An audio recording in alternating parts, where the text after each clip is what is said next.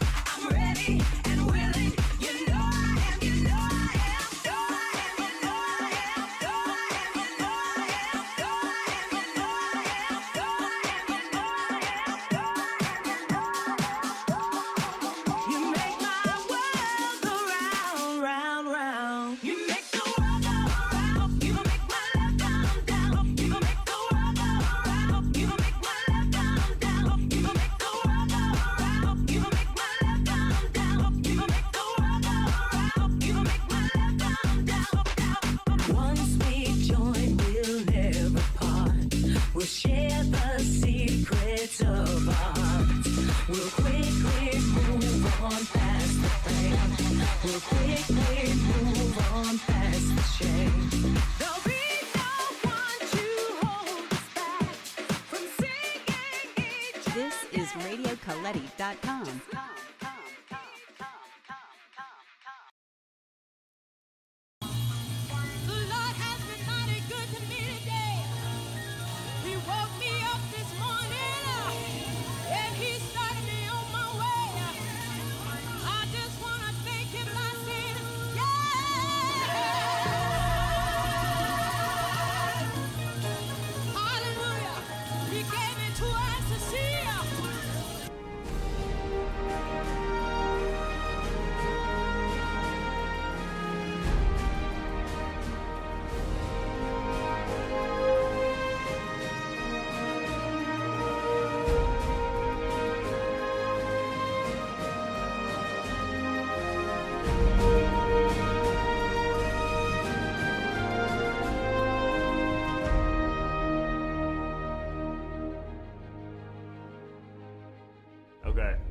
So I've been doing the Triggered podcast now for a few weeks, and I figured with Father's Day coming up, we have a great opportunity to sit with the most powerful father in the world.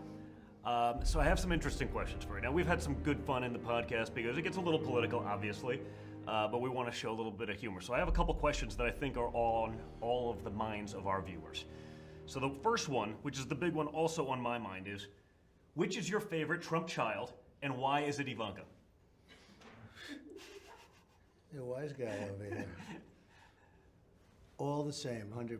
100%? 100%. And I'll even say you only for purposes of this interview. But other than that, all the same. Okay, well, I'm going to remember that, okay? So that's... Okay, we got to talk Twitter. Because I have had a couple calls from you from the White House saying, you know, Don, maybe you're getting a little hot on social media. That's true. Do you understand irony and how that works? I do. And I think that you're getting a little hot on Twitter sometimes. You know, it's really, I don't call it Twitter, I call it social media. Mm-hmm. And it's a way of getting out to the world. And you get out to the world too, on my behalf and on the country's behalf, because you want to see good things happen. And sometimes you'll say things that you probably regret. How often does that happen to you? Well, it's an interesting question. There are probably times I regret it, but I've sort of learned, and I think we've probably seen in the last week, sometimes sort of taking it back rather than just owning it is actually worse. You know, sort of the apology for something that doesn't necessarily need an apology. Maybe it's a hot take, but it doesn't necessarily mean it's wrong. I mean, I think the one we saw last week was Drew Brees. You know, what do you think about him sort of cowering to the mob and that whole controversy? So I watched his first statement, which was a beautiful statement. Proud of the flag, proud of the country, proud of everything. Talk about his father and his grandfather serving. And then the following day, it was almost like, I take it back. I was shocked because I consider him a great football player, but I consider him a champion and a star. And I didn't understand what was going on, and he took it back, and I've never seen anything like it. And I think he hurt himself very badly. And I was going to put out that he'll regret that in the future years, because you stand for the flag. You have to stand for the flag and the anthem. Our national anthem, you have to stand. And I think the NFL is going to have a lot of problems if they don't. And I think the same thing with U.S. soccer. They said they're not going to have to stand. Well, if they don't stand, nobody's going to want to watch it. And I think they'll have a lot of problems. But I think the NFL will, that'll be a tremendous I was very surprised. I like Roger Goodell.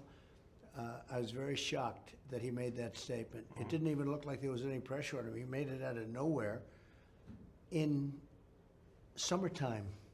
What's he doing? Why is he doing that?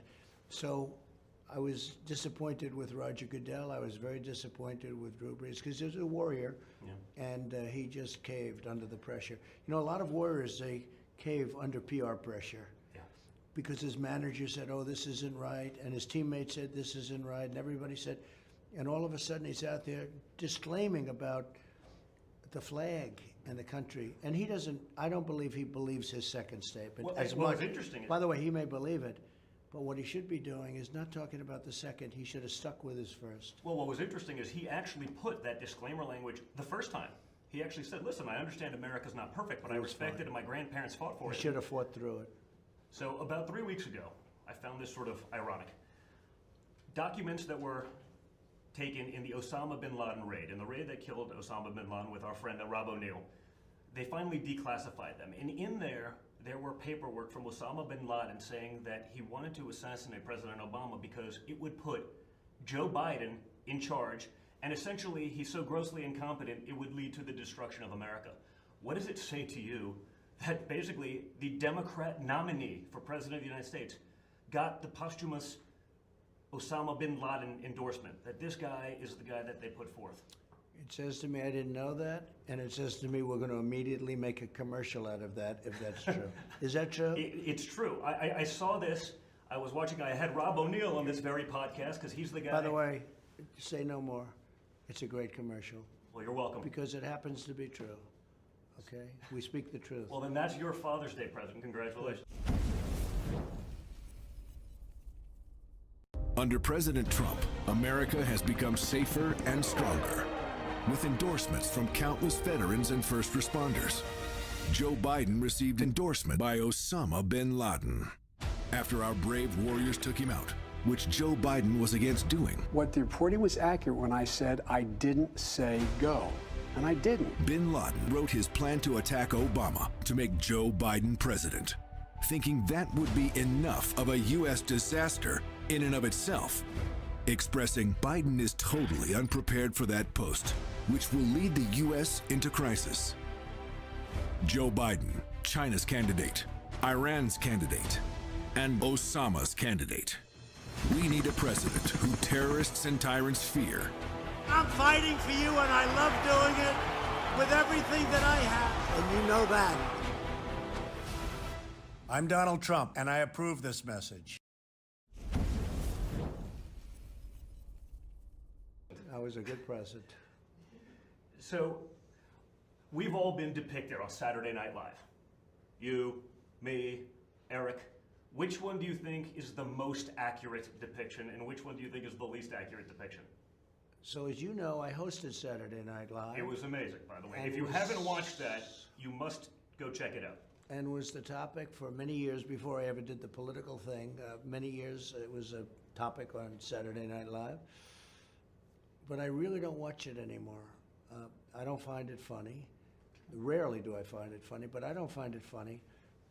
I find it very mean-spirited. I find it a DNC affiliate, the DNC, right? And I think it's, I just don't think it's a good show. I really don't. I don't see a lot of talent. I think that the person that portrays me is terribly untalented. He's no They Daryl used to Hammond. have, Daryl Hammond was good. Daryl Hammond was great. They used to have Daryl Hammond, and he was great. Do that thing. Go ahead. You're fired. And they had others too, but Daryl Hammond was great. No, it's not a good depiction in my opinion. But there's nothing funny. It used to be a funny kind of a thing, and it's just there's just nothing going. They do it on PR. They do it on something. Maybe they do it on the fact that it's been there a long time. At one point, it was going to be taken off. I think if I didn't win or if I didn't run, I don't think it would be on the air anymore. And I don't say that in a braggadocious way. I don't think it would be on the air anymore. Go ahead. If you don't run for a third term, He's doing a good interview. when you're done in 5 years, what do you want to do afterwards? What do you do after this? I think what I'll do is just sit back, relax, and enjoy watching a great country. And hopefully we'll have somebody in that's going to keep it great. But this country is going to do so well. We did it once, and we're going to do it again, and we're doing it in very good style. We're doing it at a level that nobody thought possible. The job numbers came out last week, and they were through the roof. Had to double check those numbers because that was absolutely not what we were expecting just now, and the markets are reacting. Yeah. Incredible. It's a remarkable morning for the economy and for markets as the jobs number, of course, comes in much better than expected, a gain of 2.5 million, a gain of 2.5 million. The fact is that we're back. It's going to continue, and hopefully we're going to have a tremendous victory. We're going to have a safe country. We're going to have a country based on lots of good things, fairness, equality, and also law and order. And we're doing really very well. I hope you sit back and you're going to be proud of what's happened because you've really helped me a lot. And I say that truthfully. The family's been great. Kimberly's been great. I've had so much support from the family, but we're going to have a tremendous success. I did it once. We had the greatest numbers we've ever had. African American employment, if you look at that, employment and unemployment. But if you look at Asian, if you look at Hispanic, if you look at women, if you look at any group, young people without a diploma, people with diplomas, everything, every single group, they were doing better than they've ever done. And then one day, the Chinese plague came over, and I had to close the country. And we saved millions of lives by doing that. Don't let anyone ever tell you different. We saved millions of lives. Potentially, I don't even want to tell you what the numbers that I've heard, but at a minimum, it would be 1 million to 1.5 million, as opposed to 150, 175 when it dies out. And it is dying out. The numbers are starting to get very good. But I think that we will do it very rapidly a second time, much more rapidly. One of the reasons that we're doing so well is we built a tremendous base. We had a great foundation. So when we said, let's go, open, and we're having a lot of resistance from Democrats that are Seems to keeping only their come from the states blue states. closed. They're keeping their states closed. They let Seattle be taken over. Think of it, Seattle, a great city, a big chunk of Seattle taken over, and the news doesn't want to write about it. You rarely see, or you certainly see very little about it in the lamestream media. So I will tell you that we are going to have a country that's going to be back so fast, and it's already happened. Well, I've always said that. I mean, if Joe Biden had the answers to these problems, why didn't he do it in the first 50 years of his career? Well, he had a long time to do a lot of things, and he didn't, and he's certainly not in condition to do it now. He is not equipped to do it. He's not equipped. I don't want to go further than that. When you say, give me a definition of equipped, I'm not going to give you that definition, but I think everybody else knows what I'm talking about. You know what I'm talking about very well. He's in no condition to do it, and everybody knows it, and he's China's dream. Yeah. What you told me about Osama bin Laden, I'd like to see that. Yeah. Because that's an incredible statement. But that's true with China. That's true with everybody. Iran.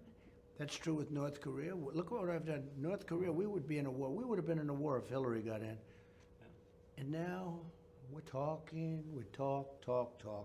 And that's fine. You know? Talking back about the economy, 9 out of 10 of the largest cities in this country are run by Democrats who are appointing their leaders, who are making decisions, and yet the media still wants to try to blame you for their failures.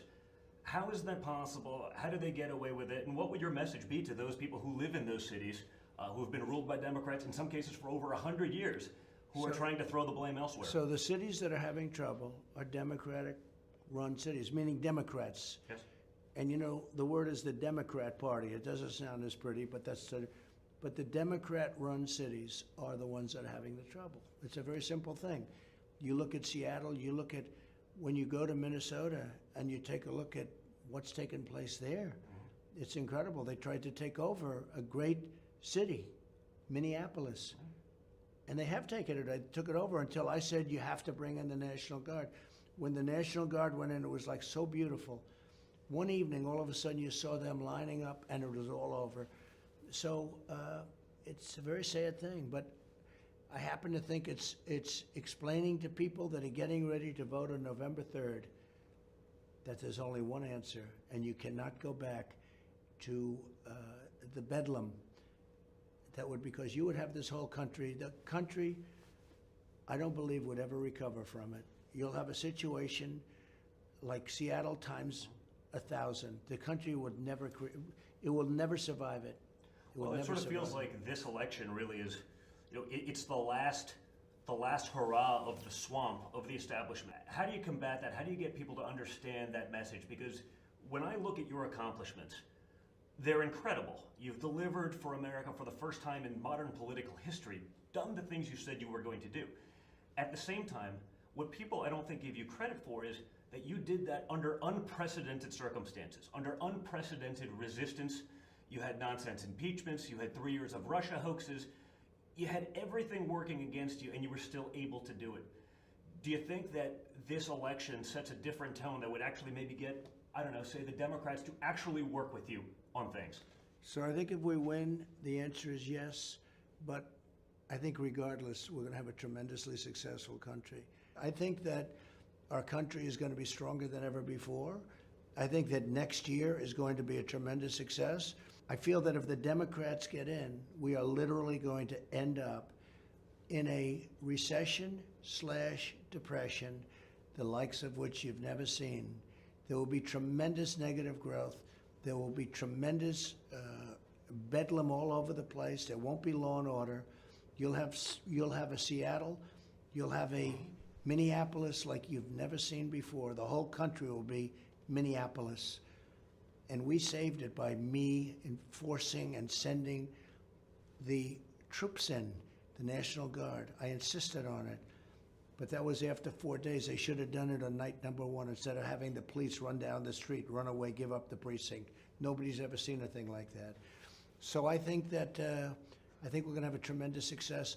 I think by that time the Democrats are just going to say, let's work with the president. Well, it's interesting. So, if we're talking about Democrats, what would you say to the Bernie Sanders supporter, the guy that feels that Bernie got gypped in his race? I mean, would you have an outreach to them to bring them over to our side? Because it seems like on certain things, whether it be trade, that there's actually some similarity in those policies. So last time I got a lot of Bernie Sanders voters, as you know, a very good percentage. People were shocked, mostly because of trade, because one thing Bernie was right on was trade. He said that everybody in this country is being hurt badly by our trade deals. They're so bad. And I got a lot of support from Bernie Sanders. I think I'm going to have it again this time. If you look at what's happened, and they talk about the popular vote, which would be much easier for me. I'd campaign a whole different way. But they talk Jill Stein. Hillary lost some votes to Jill Stein, let's assume. But I lost far more votes to Gary Johnson running on the Libertarian Party. They got 4 or 5%. Had I gotten those votes, I win the popular vote. But I never went for the popular vote. I only went for the Electoral College. We have tremendous support in this country for what we're doing. And it'll go on, and it'll be more and more successful. I'm telling you, next year will be one of the most successful years in the history of our country. I think it's great, and I agree, because those policies have worked. So, to finish up, two last questions I have for you. I've heard from some of our mutual friends that you don't love my beard, but given the quarantine, I'd like to know, between myself, Ted Cruz, and Rand Paul, who have all grown sort of quarantine beards, who's his best and why? Well, I don't like it on you, as I've told you. And I think that's fine if you want to do it. I'm a libertarian in that way. You can do whatever you want. But I don't like it on you. I think that Rand and Ted look better without it. Both friends of mine. They're both doing a fantastic job, and they're both defending me all over the place. Huh? Good-looking guys. I think they both look better personally without it. But I also think that they should do what they want to do, and that's what they'll do. And in some cases, I think it's good, but in your cases, get rid of it. Don't worry, guys. I'm going to get the follow-up call on this one later on. But so last question. Before you leave office, will you let us know if there's aliens? Because this is the only thing I really want to know. I want to know what's going on. Would you ever open up Roswell and let us know what's really going on there? So many people ask me that question. I know, it sounds almost ridiculous, but it's actually the real question I want to know. It sounds like a cute question, but it's actually, there are millions and millions of people that want to go there, that want to see it. I won't talk to you about what I know about it, but it's very interesting. But Roswell's a very interesting place with a lot of people that would like to know what's going on. So you're saying you may declassify? Oh. You'll take it? Well, I'll have to think about that one, right? I'll have to think. All right, so a couple of weeks ago, I found myself to be the subject of a pretty big meme that went around because I asked and made a joke on a radio show about you possibly pardoning the Tiger King. Have you familiarized yourself with the situation, and is there a possibility for a pardon? Well, based on my relationship with you, I have. He is quite a character.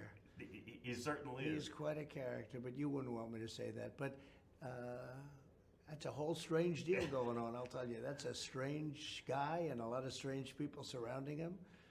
And it was interesting. I got to see a couple of those episodes. It's interesting. Yeah, it was funny because I was watching, obviously sort of binged watch it because of the quarantine. And then when they asked you that thing and you're just on there at the press briefing at the COVID thing, and of course, they don't ask you real questions, they asked you the nonsense. But it was pretty funny when it was, that sounds like Don. It must be Don. I had a feeling it was Don. Is that what he said? Had to be done, and I was like, yeah, I think he understands me well. I think I do understand you well. You're doing a great job. Thank you, Dad, and you are too. Thank you for doing this, and I really hope you have a great Father's Day as well. Good, thank you very much.